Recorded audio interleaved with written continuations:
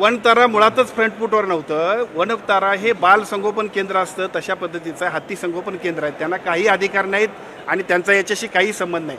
Supreme कोर्टानं ज्यावेळेला पेटाच्या निर्णयाप्रमाणे एखादा निर्णय घेतला तर तो कुठं ठेवावा त्यासाठी आता सध्याच्या काळामध्ये उपलब्ध असणारी एक यंत्रणा म्हणजे वनतारा. याच्यापेक्षा या वनताराला याच्यामध्ये काही महत्त्व नाही, त्यांचा याच्यात संबंध नाही. आणि असला तरी सुप्रीम कोर्ट मोठा आहे आणि केंद्र शासन निश्चितपणे त्याच्यात आपल्या सगळ्यांच्या प्रयत्नानं, विशेषतः मी आपल्याला पुन्हा एकदा सांगेन कारण काही लोकांच्या मनामध्ये ज्या शंका आहेत, अनेक वर्ष नागपंचमीचा जो काय 32 शिराळ्यातला जो काय आपण सगळेजण नागपंचमीचा उत्सव होता तो बंद होता, परंतु केंद्र शासनानं सकारात्मक भूमिका घेतल्यामुळं याच वर्षी नागपंचमी पूर्वीप्रमाणेच इथं सुरू झाली. त्यामुळे मला असं वाटतं की आजचा सुद्धा जो निर्णय आहे तशाच पद्धतीने करण्यामध्ये आपण यशस्वी होणार आहोत. याच्या संदर्भात काही डेडलाईन पाळण्यात आली येणार आहे का?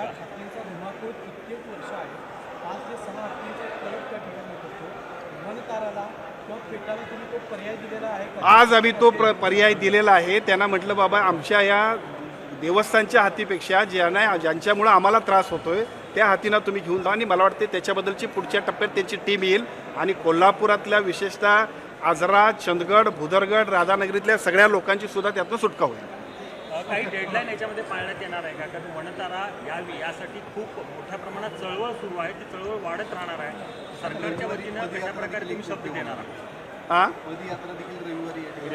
नाही, जनभावना आणि जनभावनांचं प्रतिबिंब आपण समजू शकतोय. यासाठीच तर दोन्ही खासदार महोदयांनी या ठिकाणी प्रयत्न केलेत आणि ते प्रयत्न आणि त्याला टाईमलाईन सुप्रीम कोर्टामध्ये ज्या पद्धतीची निर्णय प्रक्रिया व्हायला पाहिजे तोपर्यंत आपण प्रयत्न करतोय आणि आपण ते यशस्वी होणार आहोत.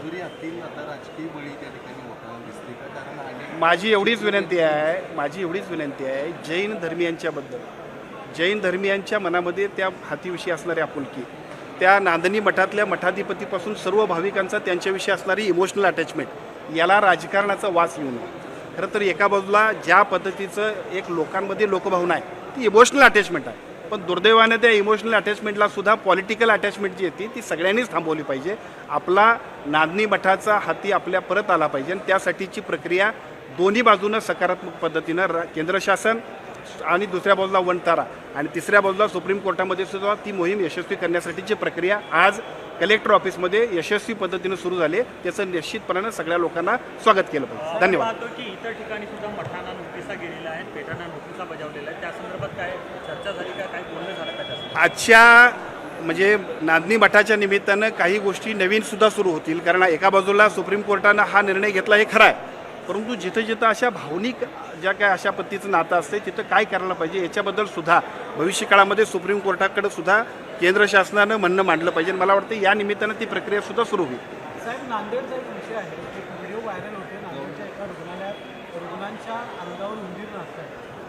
स्वच्छतेसंदर्भात खरं तर हा प्रश्न आहे, कसं बघता? आता जे चुकीचं असेल त्याच्यावरती कारवाई होईल आणि ती इतकी चांगली होईल की पुढं असं कोण करण्याचं धाडस करणार नाही. चला, आता isakal.com आहे देशातील नंबर 1 ची मराठी न्यूज वेबसाईट.